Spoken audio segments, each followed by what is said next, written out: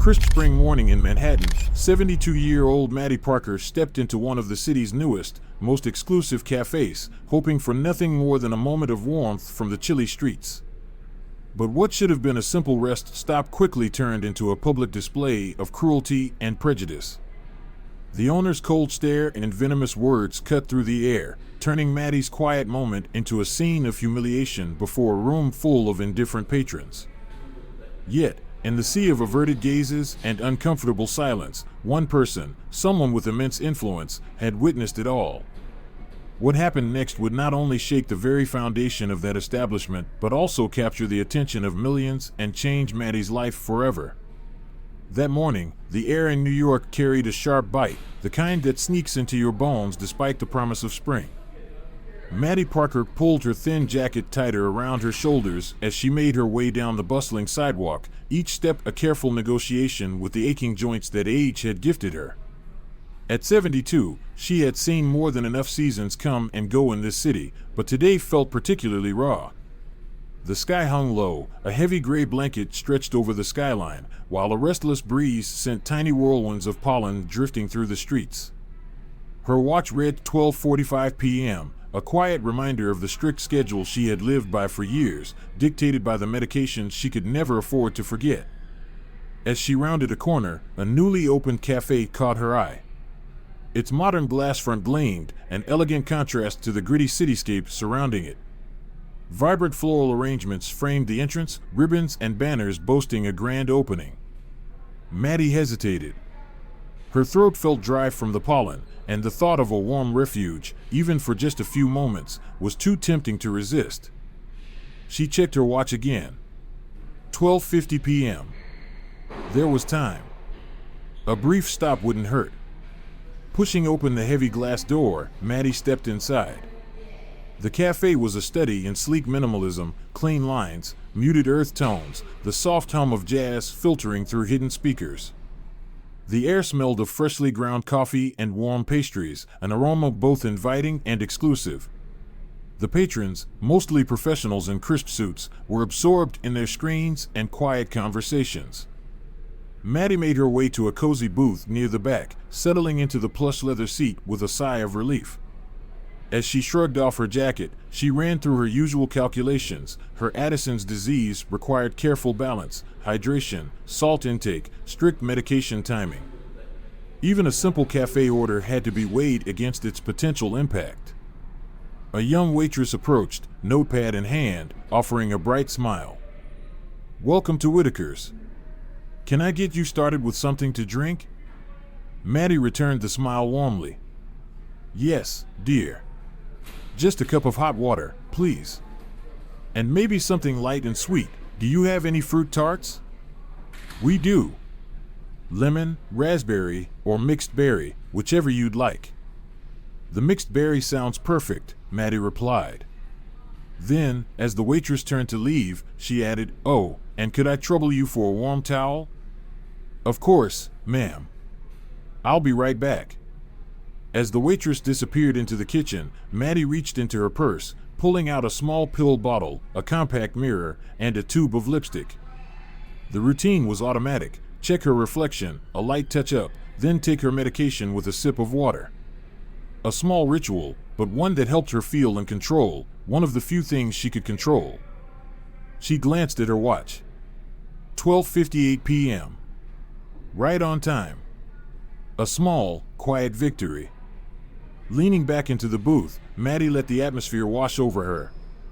Maybe this cafe could become a regular stop, a new little pocket of comfort in the city. Closing her eyes for just a moment, she let herself enjoy the warmth, the music, the distant hum of conversation. Then, a sharp sound cut through the air. A throat clearing. Deliberate. Loud. Maddie's eyes snapped open. And in the next few moments, everything would change. Maddie Parker barely had time to process the pointed throat clearing before looking up, expecting to see the waitress returning with her order. Instead, she found herself staring into the cold, hostile eyes of a man who clearly had no intention of welcoming her. Tall and lean with sharp features, his crisp white shirt and dark tie marked him as staff, but his expression made one thing abundantly clear: she was not supposed to be here. "Can I help you?" Maddie asked, keeping her voice calm despite the tension settling over her like a weighted blanket. The man's lip curled into a sneer. "I think the real question is, what do you think you're doing here, ma'am?" His voice dripped with disdain. Maddie blinked, taken aback by the sudden hostility. "I'm sorry, I don't understand. I just ordered a small snack and some water." His gaze flicked over her, scanning from her worn sweater to the small purse in her lap. "You asked for an extra warm towel earlier." He let the words hang in the air before adding, "We don't accommodate special requests." Maddie nodded, refusing to let his tone rattle her. "That's fine, sir. Just the pastry and the hot water, then." The man let out a sharp, humorless laugh. "Pastry? And those clothes? With that skin color? I don't think so, Grandma. This isn't a charity kitchen." The words hit like a slap. Maddie sat up straighter, her years of dignity and resilience pulling her spine into perfect alignment. "Excuse me, sir, but I can pay for my order." His sneer only deepened. Slowly, he raised his hand and tapped the name tag pinned to his shirt. "James Whitaker. Manager. Owner. At your service," he added, his voice laced with venom. Maddie exhaled slowly, steadying herself. "Mr. Whitaker, I don't know what's prompted this behavior, but I assure you, I am a paying customer, just like anyone else." He leaned in, his voice dropping into something far more menacing. "Listen here, lady. Your kind brings bad luck. You'll scare away the real customers, the professionals, the rich ones, the people who actually belong here. This isn't some greasy spoon or corner diner. We cater to a certain clientele, and you're not it." Maddie's heart pounded against her ribs, but her voice remained steady. "Mr. Whitaker, this is your establishment, but I have just as much right to be here as anyone else. I simply need to take my medication, drink some water, and be on my way. There's no need for this unpleasantness." His eyes narrowed. "Medication?" He scoffed. "What are you, some kind of junkie? That's all we need." "No, sir." Maddie's patience was thinning, but she forced her tone to remain even. "I have Addison's disease. It requires strict timing for my medication. I just need to take my pills and hydrate, and then I'll be gone." Whitaker waved a dismissive hand. "Save your excuses. I don't care if you've got 3 heads under that tacky sweater. You're not welcome here. There's an old cafe downtown where your kind usually goes. I suggest you take your condition there." Anger and humiliation burned through Maddie's chest, but before she could respond, movement caught her eye. The young waitress was returning, carefully balancing a tray with Maddie's order. But before she could reach the table, Whitaker moved. It happened in an instant. A flick of his wrist. A calculated, deliberate motion. The tray was intercepted mid-step, his fingers curling around its edges. "Sir, what are you?" the waitress started, but her words were cut short as Whitaker pivoted sharply. The cup of hot water arced through the air, the steaming liquid spraying out in a cruel fan before crashing against Maddie's arms and face. A split second later, the plate followed, spinning like a discus, the berry tart splattering across her sweater, a violent smear of purple and red staining the soft pink fabric. A sharp gasp escaped Maddie's lips as pain flared across her skin, the burning sensation intensifying with every passing second. For the first time that day, the cafe fell silent.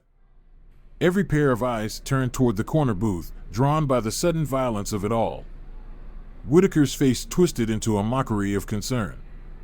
"Oh my, how clumsy of me," he said, his voice syrupy with false sincerity. "Your appearance must have distracted me." Maddie's arms throbbed. The water had been scalding, searing her skin beneath her sweater. She inhaled sharply, fighting against the pain. "Please," she managed. "I need a medical kit. Some ice, at least." The fake concern disappeared in an instant. Whitaker leaned down, his voice hushed but sharp as a knife. A medical kit? For a little spill? Don't be so dramatic, old woman. If you need to clean up, the restroom's that way. The waitress stood frozen, horror written across her face. Mr. Whitaker, shouldn't we?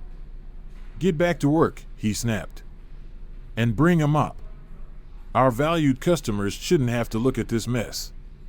Maddie's hands trembled as she reached for her purse, desperate to salvage whatever dignity she had left. But as she moved, her heart clenched. Her pill bottle. Drenched. Water had seeped inside, ruining the expensive medication she couldn't afford to replace. Fighting back the sting of tears, of pain, of humiliation, Maddie realized one thing. She couldn't just let this moment pass. And neither could the person who had just witnessed everything. Because someone had been watching. Someone powerful. And what happened next would make sure James Whitaker regretted every word he had just said. ****. Maddie clutched the ruined pill bottle, forcing herself to stand despite the tremor in her limbs. The weight of what had just happened pressed down on her, making every step feel like wading through quicksand. She could feel the stares of the other patrons, some guilty, some indifferent, as she made her way toward the restroom, leaving a faint trail of water droplets in her wake. The moment the bathroom door swung shut behind her, she let out a shaky breath and leaned against it, her pulse thundering in her ears. The encounter had lasted only minutes, but it had drained her as if hours had passed. She glanced down at her arms and winced at the angry red marks left by the hot water. Her once neat pink sweater was now a mess, dark stains from berry filling smeared across the fabric, water splotches clinging to her skin. But it wasn't the sweater or even the burns that made her chest tighten, it was the pill bottle still clenched in her trembling hand. Those small white tablets weren't just medication. They were survival. Carefully budgeted. Religiously taken. Now, thanks to one man's cruelty, that lifeline was slipping through her fingers. Maddie inhaled deeply, straightening her shoulders despite the pain that flared in protest. She had faced discrimination before. She had endured hardship, fought battles, and survived. She would survive this too. But first, she had to assess the damage. Turning to the mirror, Maddie took in her reflection, a stark contrast to the pristine, gleaming bathroom around her. Her usually composed appearance was in disarray, but it was her eyes that caught her attention. There was fear there. But there was also fire. Decades of resilience, of standing tall in the face of adversity, had shaped her. And right now, that was all she had to hold on to. Her grip tightened on the edge of the sink as a wave of vertigo washed over her, forcing her to steady herself. Her eyes flicked to her watch. 1:20 p.m. A bolt of panic shot through her. She was 20 minutes past her critical medication window. And for someone with Addison's disease, that wasn't just an inconvenience. It was a danger. Her medication schedule wasn't about routine, it was about survival. "Stay calm, Maddie," she whispered, her voice barely audible over the pounding in her chest. "You've gotten through worse. Think it through." With shaking hands, she examined the pill bottle. The label was smeared, the paper peeling from the plastic. She twisted off the cap, and the acrid scent of dissolved medication filled her nostrils. Inside, the pills were reduced to a pasty mess, their once solid forms melted into uselessness. Maddie's mind raced. These weren't simple over-the-counter tablets.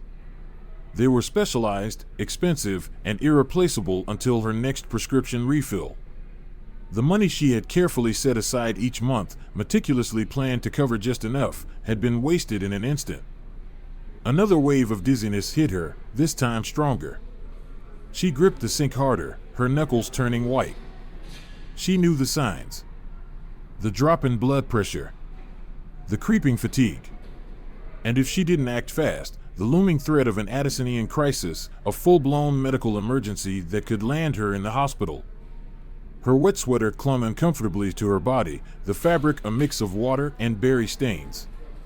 She tried blotting it with paper towels, but it only spread the mess further. But none of that mattered. Time was running out. Maddie fumbled through the ruined pills, searching for anything salvageable. Finally, her fingers found one, slightly damp but mostly intact. It wasn't ideal, but it was all she had. She stared at the small white tablet in her palm, reduced to this single, fragile dose. A lifeline. Bringing it to her lips, she tried to swallow it dry, but her throat constricted. She coughed, choking slightly as desperation clawed at her chest.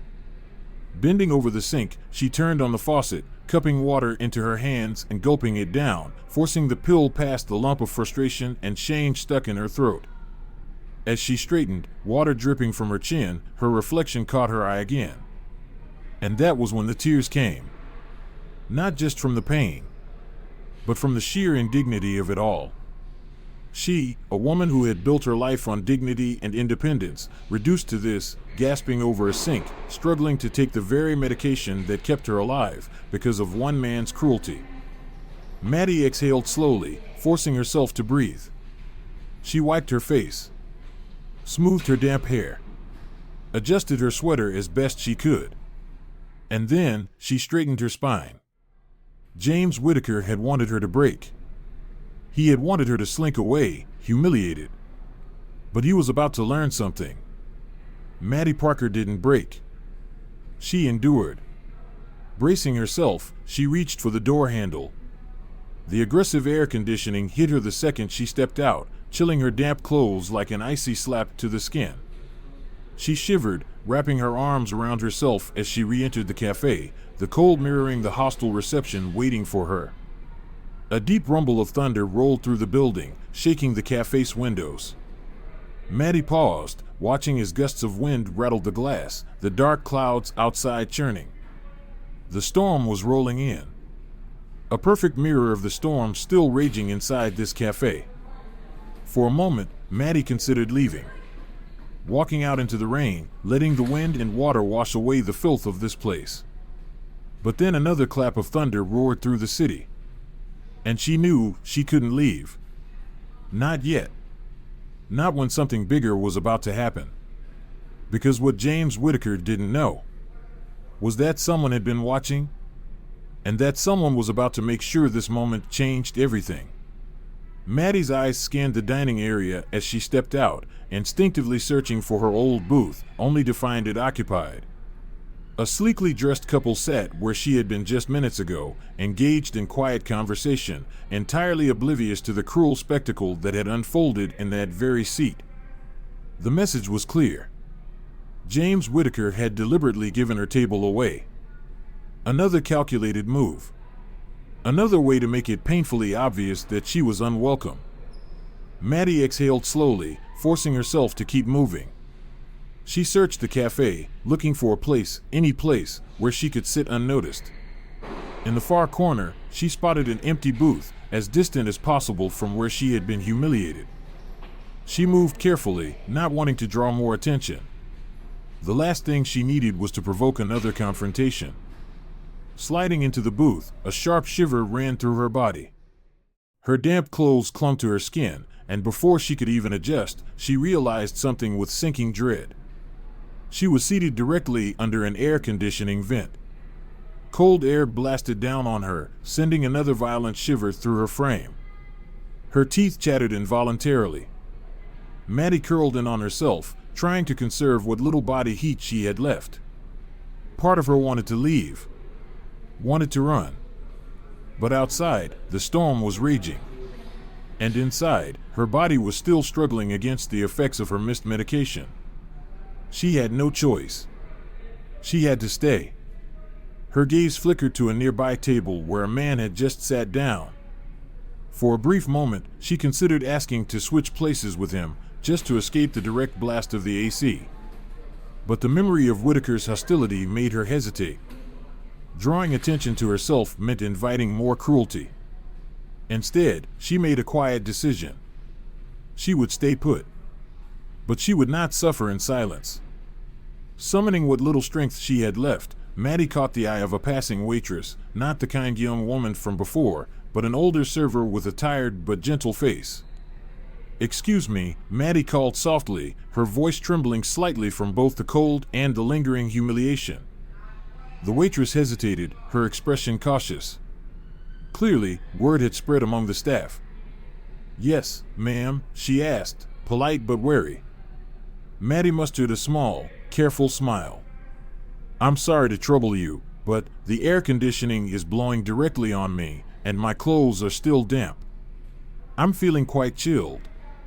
Would it be possible to adjust it slightly?" The waitress's expression softened a little. "I'll see what I can do about redirecting the vent, ma'am," she said.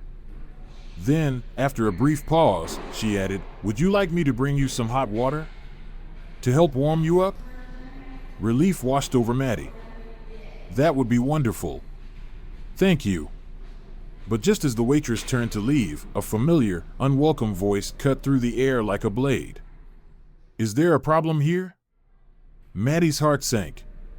Slowly, she looked up to see James Whitaker bearing down on her, his face set in a mask of barely contained rage. The waitress tensed, instinctively stepping back as the cafe owner inserted himself into the situation.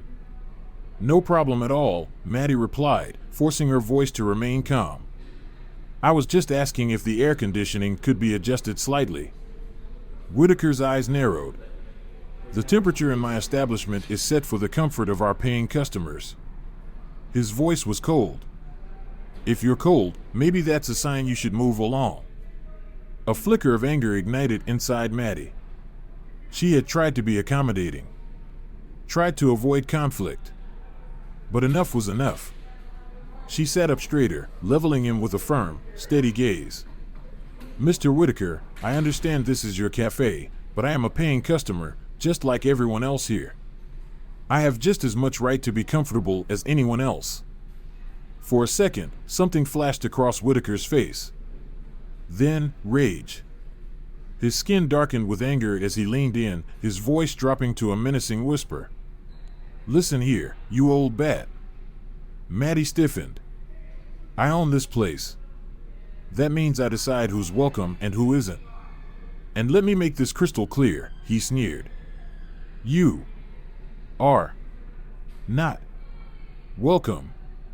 His voice dropped even lower, sharp as a knife. "Your money? God only knows where that comes from. Might as well be bloody." The words hit hard. His body language had changed, his frame looming over her, invading her space, his presence no longer just cruel but threatening. Maddie felt herself shrinking back in her seat, her earlier resolve wavering in the face of pure, open hatred. People were watching now. Patrons turned toward the scene, their expressions a mix of discomfort and confusion. The waitress hovered nearby, uncertain. Maddie's mind raced, searching for a way out. But before she could speak, Whitaker escalated things beyond anything she could have expected. A sharp snap of his fingers shattered the silence. "You two," he barked, gesturing at two burly servers. "Escort this woman out. Immediately." Gasps rippled through the cafe. And then, Whitaker took it one step further. His voice boomed through the room, dripping with fake disgust. "She just wet herself, everyone." A cold silence swept across the cafe. The lie hung in the air, deliberate and cruel. Patrons shifted uncomfortably. Some looked away. Others whispered. And Whitaker. He stood there, triumphant. Satisfied. Maddie's breath caught in her throat. The servers hesitated, exchanging uneasy glances. They knew. They knew the truth. But who would stand up to the owner? Who would risk their jobs for a woman Whitaker had already decided didn't belong? Maddie swallowed hard, her heart pounding. For the first time since entering this cafe, she felt truly afraid. And then, somewhere in the room, a chair scraped back. Someone was standing up. And everything was about to change. Two servers hesitated as they approached Maddie's booth, discomfort clear in their eyes. "Please, ma'am, don't make this harder than it needs to be," one of them murmured. Maddie's heart pounded as she looked from them to Whitaker's smug face. "This isn't right," she protested, her voice shaking. "I've done nothing wrong." But Whitaker simply nodded, and the servers reached for her arms, not rough, but firm. As they pulled her up, Maddie's foot caught on the table leg. Time seemed to slow. She stumbled, flailed, then fell hard onto the polished floor. The impact knocked the breath from her, and her purse spilled, sending her pill bottle skittering across the tiles, its ruined contents scattering for all to see. The cafe fell into stunned silence. Eyes locked onto the elderly woman sprawled on the floor, her medication rolling away like discarded remnants of her dignity. The only sound was Maddie's ragged breathing and the soft plink of pills hitting the ground. Even the servers stood frozen, shocked by what they had just done. Whitaker, momentarily caught off guard, quickly hardened. "Well," he snapped. "Don't just stand there, get her out of here." Before anyone could move, a new voice cut through the tense air. "That's quite enough." Heads turned. Striding from the back of the cafe, a face known to millions emerged, Johnny Depp. A ripple of recognition spread through the room. Patrons whispered, phones appeared, cameras captured the moment. But Depp wasn't focused on them. His eyes were locked on Maddie. Without hesitation, he knelt beside her, offering a hand. "Are you all right, ma'am?" His voice was low, kind. Maddie, still dazed, nodded as he gently helped her up. Whitaker, momentarily thrown, quickly recovered. "Mr. Depp," he said, masking his irritation with false politeness. "I'm afraid you've wandered into an unpleasant situation. This woman was just leaving." Depp's expression hardened. "The only unpleasant thing I see is your treatment of this lady," he shot back. "Would you care to explain why you felt the need to physically remove an elderly woman from your cafe?" Whitaker flushed. "This is my business. I have the right to refuse service to anyone." "Refuse service? Maybe. But assault and discrimination?" Depp's voice was cool, unwavering. "I think you'll find the law doesn't look too kindly on that." Whitaker spluttered, scrambling for a response. But Depp had already turned back to Maddie. "Come on," he said gently. "Let's get you somewhere warm." With that, he guided Maddie toward the exit. The cafe, now buzzing with whispers and flashing phones, parted for them. Just before stepping outside, Depp glanced back at Whitaker, his voice carrying through the hushed room. "I'd suggest you take a long, hard look at how you run this place. Because something tells me you'll be answering some very difficult questions soon." And with that, Johnny Depp and Maddie stepped into the rainy New York afternoon, leaving behind a stunned cafe and a fuming James Whitaker. Outside, under the building's overhang, the misty rain felt refreshing compared to the stifling atmosphere inside. "Wait here a moment," Depp said softly. He jogged to a nearby kiosk, returning with a steaming cup of tea. "It should help with the chill." Maddie accepted it gratefully, her hands trembling around the warmth. Depp watched her for a moment before speaking, his voice low. "What happened in there? That wasn't right. People need to know." Maddie hesitated. But then, she nodded. "If it can stop this from happening to someone else, then yes." Determination flickered in Depp's eyes. He pulled out his phone, tapped the screen a few times, then lifted it. Maddie's breath caught. He was live streaming. "Hey everyone," Depp began, his voice clear and controlled. "I'm outside Whitaker's Café in New York City, where I just witnessed something disturbing. The owner, James Whitaker, engaged in blatant discrimination and physical assault against an elderly woman." As he spoke, the world responded in real time. Pedestrians stopped. A crowd gathered. Phones popped up, broadcasting the moment to millions. Within minutes, the first news vans arrived. Soon, the sidewalk was packed, the cafe's windows filled with nervous faces peering out. Then, a black car pulled up. Two suited men emerged, moving with precision. One leaned in. "Mr. Depp, we should move you both somewhere secure." Depp nodded, then turned to Maddie. "Are you ready?" She glanced back at the cafe. Through the blinds, Whitaker's pale, furious face watched the chaos unfold. Maddie squared her shoulders. "Yes. I think I am." A quiet car ride, a life changed. Inside the sleek vehicle, the city's chaos faded behind tinted windows. Maddie, still processing everything, turned to Depp. "Mr. Depp, why? Why did you help someone like me?" His expression softened.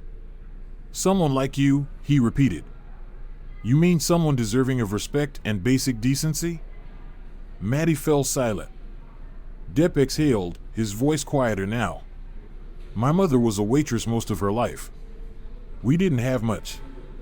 I watched her work herself to the bone while people looked down on her." He glanced at Maddie. "She never lost her dignity.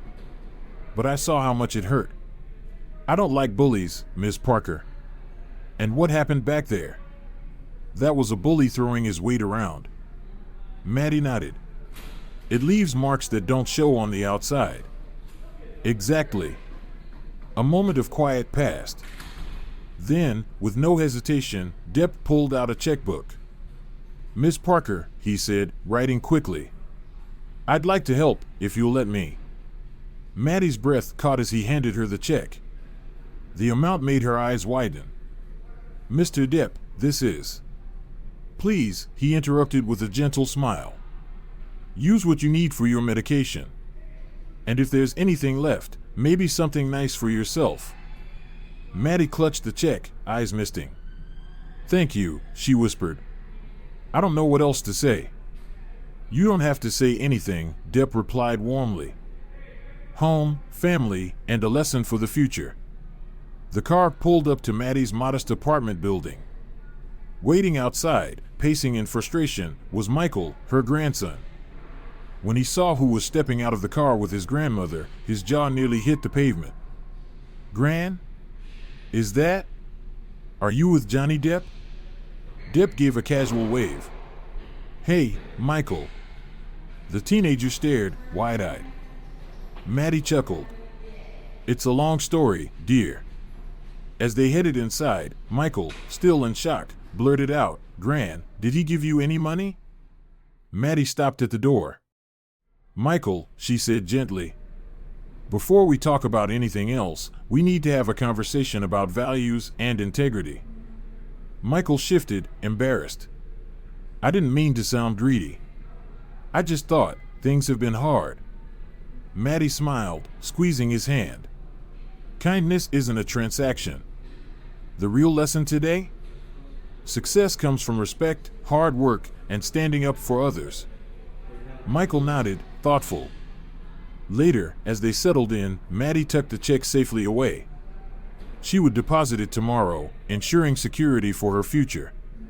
For now, she just sat back, reflecting on the day. Cruelty. Kindness. A lesson passed down. And the unexpected moment that changed everything.